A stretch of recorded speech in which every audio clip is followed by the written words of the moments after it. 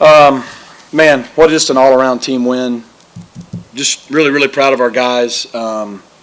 We felt like to win, from the first play to the last play, we needed to just leave no doubt that we're their most physical team on the field. That was literally our only thought process coming into the game on offense, defense, special teams. And credit to our guys for carrying it out. I think offensively we knew we'd have to have an efficient game. We did. We ran for 240 yards. Kevin was 14 of 19, 2 touchdowns. I kept thinking they would come up more, but they didn't. But we were able to run it and get the ball on the perimeter. And then, our defense, especially early, man, they were swarming. And that big stop on 4th and 1 and then to scoop and score. And then Roderick Daniels on the punt return. I think we had 3 non-offensive touchdowns and the ball at the 1. And we got it in this time. So, 28 points generated as a team. That's how you score 66 points against a good football team. So I thought our guys started really fast. I thought that was big. They made a run, got it to 24-21. I thought the sequence of events right before half was huge. The big third down, touchdown pass from Kevin to Jordan Hudson, followed by Ahmad Moses' pick six, followed by us getting a field goal. That was big, and it just kind of gave us some breathing room going in at the half. So happy for our fan base, happy for our students. Our students were incredible tonight. We set a record for student section. Happy for our players. Everyone in the SMU family deserves to enjoy this win and share in this win. It was a complete team win. Coach, what do you think on that first fumble? It really seemed to set the tone. What do you think was working for you guys from there on? I thought we had a good first drive going, and obviously we had to settle for a field goal, but we still got on the board first, and then they should have gone for it at midfield. We'd have gone for it on 4th and 1. But first of all, just to stop them, we were going to get great field position. But to get the ball out and for B-Cross to scoop and score, I think that just – our guys were ready to play, you could tell, but that just fed the energy. And between that and then we go out and get into 3 and out immediately right after, and then Roderick with the punt return. That was just a big, just 3 plays in a row, field goal, touchdown, and I think we were off and running at that point.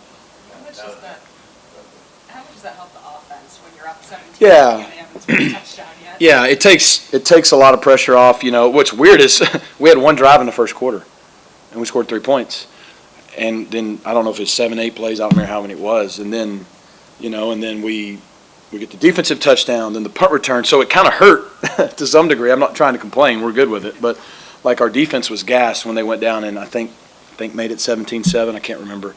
And so it was just weird. I think that's why at the end of the game you see the time of possession. We actually caught up, and the plays being like 61-78. It's because we had 1 drive in the first quarter, but we scored 17 points, so we'll take it.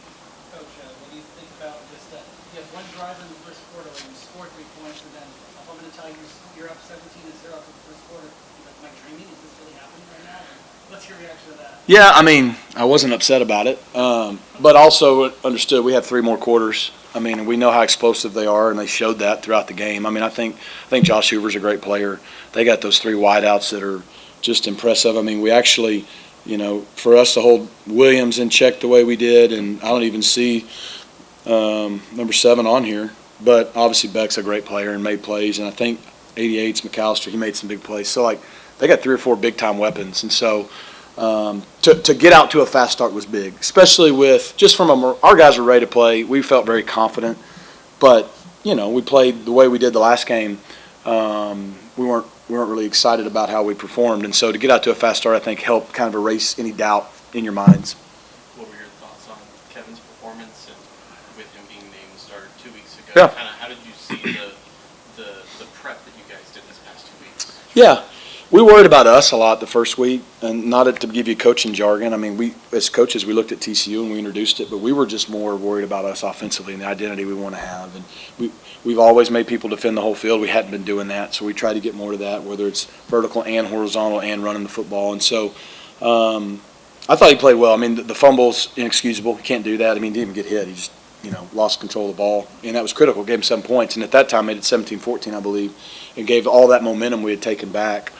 But then we went right back down and scored and responded. And that's just that has been the strength of his. If you go all the way back to the Tulane game last year when the first play of the game happened, he just stays the same. And so, look, we're going to have to throw more than 19 times and 137 yards in the future. But if we can run the ball the way we did, play defense, special teams, and be efficient, we'll be all right. What are your emotions like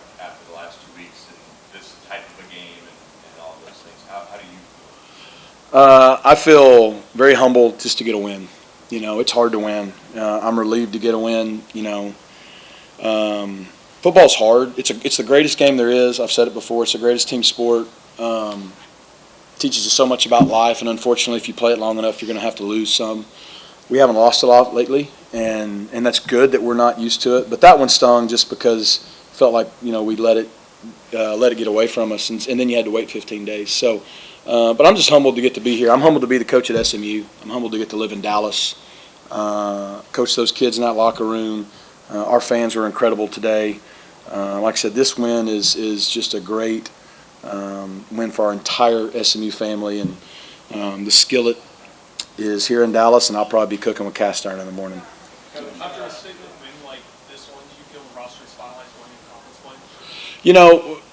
play? We obviously wish we were 4-0 right now, but the non-conference, the quote preseason, if you will, BYU, TCU, two really good Big 12 opponents going on the road week 1. We're still 3-1. Now we start ACC play with, and I don't know what's happening right now, but I know the talent on the Florida State roster. We finally get to play in the ACC. Yeah, I think we have an idea, offensively, defensively, special teams. Now the thing we've all known, it's happening at running back a little bit for us, but this was a physical game. We were physical. Well, what time is it right now? It's 8:30. We're second quarter, almost halftime, 7 days from now against Florida State. So we got to get our bodies ready and get back. And so that's going to be the challenge for 8 more weeks. But yeah, I think we know who's in our rotation probably for the most part everywhere, and hopefully we can stay healthy. Last time you guys were scheduled to be in Dallas, what was that motivating factor? Do y'all talk about that? Just got your thoughts on that. We didn't talk about TCU one time this week. So I did the scouting report. We do it on Monday mornings. Usually a coach does it. I usually do this one. Their logo wasn't anywhere in our building this week. Wasn't on our practice scripts. Wasn't even on my call sheet. We knew we had a good opponent, but we knew what we needed to do to win. And so we didn't talk about it. It's the first answer to your question. And I knew obviously this was the last time they were playing here for a while. I didn't think about it. And now that you asked, I thought about it after the game when I saw Dr. Turner, because he's retiring. This is his last time as our school president in this rivalry. Was this the 103rd time? And to win it and score 66 points and force 5 turnovers and all that in front of our home fans for him, that's pretty cool. 30 years, and he deserves that. But we really didn't, and look, we knew as coaches we were playing a really good opponent. They knew it's a big game. I didn't have to tell them. We knew if we took care of the things we needed to do to win the football game, then we'd be okay. We knew defensively we had to swarm to the football, which we did a lot early. We had to limit explosives, which we did early. We didn't late, and they scored a lot of points. We knew offensively we had to value the football, which we did except for one play. We had to make them defend the whole field, and we had to run right at them. And then we knew on special teams, we feel like we've been playing really good special teams, but one play every game has been a problem. One of 30-plus plays make you feel differently than we dominated. And we wanted to make no critical mistakes on teams and make a spark play, and we did. We returned a punt for a touchdown. We didn't turn it over, have any bad field position because of teams. So that's what we focused on, and we just said if we do those things, and we leave no doubt from the first play to the last play who the most physical team is, we're going to win. And I don't think there's any question, anybody that was in the stadium, watched the game on TV, who the most physical team was today. You played behind a shuffled offensive line since the last game.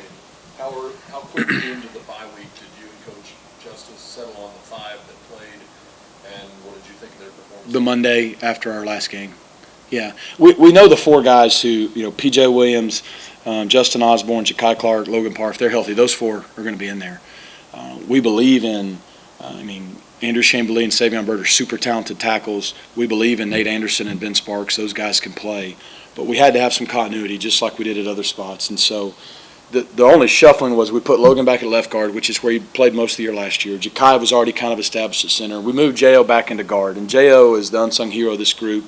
Ja'Kai got hurt. He goes in at center, first play run power for a touchdown. But guard's his best position. He can play them all, but guard's his best position for the next level. And for us, he was last year a great right guard for us till he had to move out to tackle. And we moved PJ to the right side because he's been struggling. He's had some holding penalties. Well, he's got a shoulder harness on his left arm, so felt that would free up his outside arm a little bit. And then, giving you the answer you hopefully wanted, Andrew Chambly started 8 games at left tackle last year in the SEC. Savion Bird's more comfortable on the left side, so we're going to give them the time to figure that out over there because they're both super talented. And we feel like if we can stay healthy, which, week in, week out, who knows, that's going to be the best formula for us. So we made that decision about 13 days ago. You defeat TCU this week, and then the next week you start ACC play. How would you describe these 2 weeks and as much needed changes as you enter ACC play? Yeah, it's going to be a lot more fun to prepare this week than it was 2 weeks ago. Coming after a win, after church tomorrow, I got to start worrying about Florida State. So celebrate till then. But, this is what we asked for as a school and as a program. We asked for this. I said a week ago that these next 3 games, just TCU, Florida State, Louisville, is going to be the hardest 3 games we've played in 30 years here, But that's what we asked for. So we're going to do our best to take it one game at a time and break it up. The way our schedule works is weird. We got 3 bye weeks because we played week 0 and it's a leap year, so we go 3, 3, 3, 3. So our goal is to win every quarter. And we went 2-1 in the first quarter of our season. We wanted to go 3-0, but we won the quarter. We're 1-0 now in the second quarter. And that's our goal. We're just trying to break it up that way. Don't get me wrong, we want to win every week, but the grind that's in front of us is real. But hey, we're 3-1, and we're starting an 8-game stretch in the ACC, and it looks like every week anybody can win in that league. If you look at some of the conference games that have already been played, so we're excited. Any update you can give on LJ? Yeah, I can't confirm it. What I was told during the game is I think they diagnosed him with what they thought was a concussion, but that's not been confirmed to me post-game. I have not seen him, so as far as I know, he's okay, but I don't know the extent of it. Thoughts on the science kind of ejection and what you saw there, what you thought about? Yeah, I know he was upset that the kick return got called back. Now they tackled Smoke, so I'm glad they called it. But I'd probably be fighting for our team too. So whatever. And so I don't know what he did or said, and then I don't know why he got the second one. And it's unfortunate. He's over there competing, fighting for his team. He just wants to win. So I don't know. I have no clue. What are your biggest focus areas going to ACC play? I think just offensively, we want to continue to evolve with our identity. I think you saw today we're going to have good balance. Again, we ended up running it a little more today, but we really felt like 2 weeks ago we felt like this was a defense that was really athletic and loved to rush the passer, but didn't love people to run right at them. And so we kind of already thought that was the best plan, is to run right at them and get the ball on the perimeter, and hopefully that would bring them up where you throw it over their head. They just never came up. But and then we watched the UCF game, and that kind of gave you some validity to that if you just stay with it. And so our goal was to have 40-plus runs, and we did. So I think on defense, we're stopping the run really well, which I don't know if it's a concern, but that's the number one thing we have to do in a power conference, is you have to be able to stop the run. Look at our bowl game a year ago, look at our game against these guys a year ago, and then look at our game tonight. And so when they have 32 carries for 65 yards, you can let somebody throw for 400 yards and lose. My first year here, we threw for 400 yards a couple times and lost, right? So you have to be able to control the game. So if we can stop the run defensively and swarm, and, I know Coach Simons is upset with some of the explosives we gave up late. That's been something we've been good at. We've got to limit that and make people drive. And then on teams, I think we've been very improved on teams. I know with the snap in game 1, the ball bouncing off across the last game, and a couple holding penalties, I hadn't felt that way, but we've been pretty good. So it's good to see, Roderick make that play tonight. And so if we can just keep getting better in those areas, we've got to be balanced on offense and keep that as our identity and value the football. We got to continue to stop the run on defense, limit explosive plays, and then do what we're doing on teams. I like our chances to keep getting better. What's the key to improving on special teams been for you guys? Things, changing things up in the offseason, I know personnel can change year to year. Yeah, I think roster depth. And we're playing our best players on teams. And having as many older guys as we do, they bought into understanding that, if you want to go play in the NFL, take Trevor Dimbo, for example. I think he just got a new deal. He's making almost $1 million a year to play special teams, undrafted. So whether you get drafted and you want to enhance your draft status or make it, that matters. So they bought into, I need film, because when the scouts, there's 5 or 6 scouts at our practice every Tuesday and Wednesday. And if one of those guys isn't on teams, they're going to ask us, why are they not on teams? And so they bought into it. I thought we had a really good fall camp. We did a lot of good on good. We would go our one punt versus our one punt return. And we have the depth to have a one punt that doesn't have anybody that's on our one punt return. That's rare. So I think Coach Cooper has done a really good job, Coach Horney and our whole staff coaching them, but our guys have bought into it, and I think the depth is a big reason. Coach, what has Rashard brought to the team, not just tonight, but really since he came to campus? I mean, he's a playmaker. I mean, he had 4 touchdowns. Brad told me that's the most we've had in a game here since like 2017 for a player. You know, he can run the ball. He can clearly catch the ball. He can return the ball. He can take a direct snap. We've not let him throw it yet. But, you know, he's just, especially at the running back position, the best ones, it's almost like they get one. What I mean by that, there's one guy that they make miss on their runs because the O-line can only block it so well. There's always going to be an extra guy. Where is he? And he does a really good job of setting it up with his vision, but just his versatility. He can do it all. He can run it. He can catch it. He can return it. And so I think it's given us a really explosive playmaker in the backfield we didn't have the first couple of years. After what you saw from him in the first 3 weeks, was there a concerted effort to get him even more involved this week, especially kind of talking with what you could do in the run game? Yeah, I mean, we also thought LJ, I mean, like I said, 5 for 36 is pretty good. He was averaging 7 yards a carry. LJ and Brashard averaged both 7 yards a carry. That's impressive. You know, so our line and our tight ends deserve a lot of credit. But, you know, 18 to 20 carries is probably going to be, I mean, hopefully he can endure that for 8 more weeks. But, you know, whether it's LJ, whether it's McFall, whether it's Junior, or even Kevin at times, like, we're going to have to take some off of him because every game he's tired at the end of the game. But I think he enjoys, you know, getting those opportunities. So, yeah, we also felt like, you know, he never really played full-time running back. So working him up to this point is kind of where we want to get. What do you think was the difference in prep this week? Because it felt like the last 2 years, maybe the game was too big or there's a lot of emotions involved. What do you think Yeah. was different this week? You know, that's a great question. I think you're right. You know, I think 2 years ago it was a big game for our players, our fan base, and everybody. So I do think we were emotional about it. And we didn't play well early. Then we came all the way back and lost by a touchdown. Last year, I think we all wanted it too much. And I think I probably am to blame for all that. I made, hey, this is a rivalry game. This is about the skill. It's TCU, SMU, it's Fort Worth, Dallas, blah, blah, blah, blah. And, well, there's nothing wrong with that. I mean, I've been in the Iron Bowl rivalries. I've been in the Florida State-Miami games. And trust me, if we were at Miami, they played the Tomahawk Chop song all during the week at practice. You know, you were sick of it. And, you know, it's the same thing when you're in Auburn, Alabama, and it wasn't an issue. But I do think that was a little bit of, at least it felt like last year I felt like we pressed. I felt like we really pressed and didn't play very well. Because when you're emotional instead of passionate, there's a difference. You would play with passion, you're in control. When you play emotional, you're not in control. And what it does is it slows you down. Your reaction time slows down. You don't play as fast as your ability allows you to. You make silly mistakes. You know, you hit people when you shouldn't and that kind of stuff. But when you're passionate, this is a game of passion and intensity now, but you're in control, and there's a fine line. And so that's why we didn't talk about them at all this week.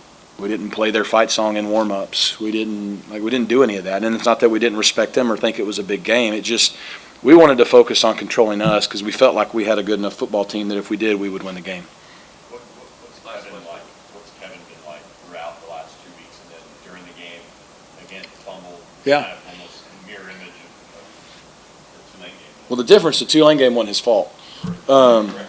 Yeah, no, he's been great. I mean, sometimes I'm like, are you there? I want to see the passion, if you will. But no, he's been steady, you know, and like I said, it's going to get harder and harder.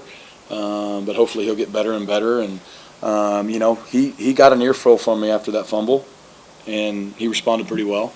So, and I thought he would. And, you know, Preston Stone's a winner, guys. Like, he handled the last 15 days like a true champion.